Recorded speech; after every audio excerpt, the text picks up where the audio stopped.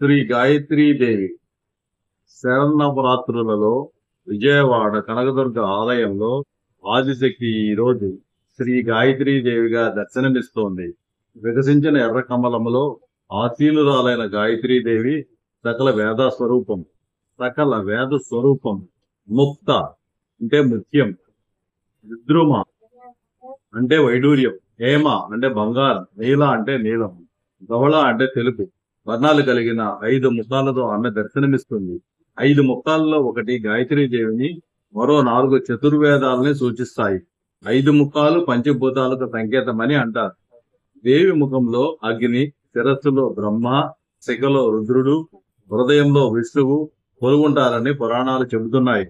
త్రిమూర్తుల ఆయుధాలు ధరించిన గాయత్రిని సరస్వతి, లక్ష్మి, పార్వతి దివ్య అంశంగాను ఆదిశక్తి రూపంగాను కొలుస్తారు. గా అంటే గానం, యత్రి అంటే రక్షించినది అని అర్థం. బ్రహ్మదేవుడు 4 ముఖాలతో ఆదిశక్తిని ప్రార్థించి గాయత్రి మంత్రాన్ని 4 వేదాల రూపంలో వివరించాడట. దీనికి సంతోషించిన ఆ తల్లి గాయత్రీదేవి అవతారం ఎత్తిందని, అప్పటి నుంచి వేదమాతగా పిలుస్తున్నారనేది ఓ పురాణ కథనం. ఆ మంత్ర రూపమే గాయత్రీదేవి అని అంటారు. పూర్వం అరుణుడు అనే రాక్షసుడు యుద్ధంలో గాని, స్త్రీ పురుషుల నుంచి గాని, 2 కాళ్ళు 4 కాళ్ళ జీవుల వల్ల గాని మరణం లేని వరాన్ని బ్రహ్మ నుంచి పొందుతాడు. ఆ వర గర్వంతో దేవతలను హింసిస్తాడు. అతను గాయత్రి ఉపాసకుడు కావడంతో ఎవరూ ఏమీ చేయలేకపోతారు. అప్పుడు నారదుడి సలహా మేరకు బృహస్పతి అతని దగ్గరికి వెళ్లి, మేము జపించే గాయత్రి మంత్రాన్నే నువ్వు జపిస్తున్నావు కాబట్టి మనం స్నేహితులమే కదా అంటారు. అది విన్న అరుణుడు దురహంకారంతో దేవతలు చేసేదే నేను చేయడమేంటి అనుకుని గాయత్రి మంత్రోపాసన ఆపేస్తాడు. దాంతో బలహీనుడవుతాడు. అప్పుడు ఇంద్రాది దేవతలు గాయత్రి మాతను శరణు కోరగా ఆ తల్లి కోట్లాది భ్రమరాలను పంపిస్తుంది.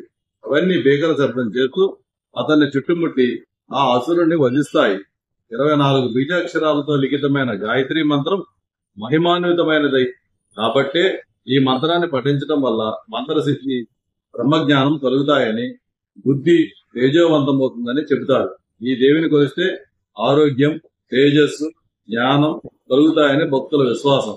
ఈ రోజున అమ్మవారు నారింజ లేదా కనకాంబర రంగు చీరలో దర్శనమిస్తారు. పులిహోర, అల్లం, గారెలు నివేదన ఇస్తారు. గాయత్రీదేవిని అష్టోత్తర శతనామావళితో పూజించటం వల్ల సకల శుభాలు కలుగుతాయని, తామర, కలువ పూలతో పూజిస్తే విశేష ఫలితాలు సిద్ధిస్తాయని చెబుతారు.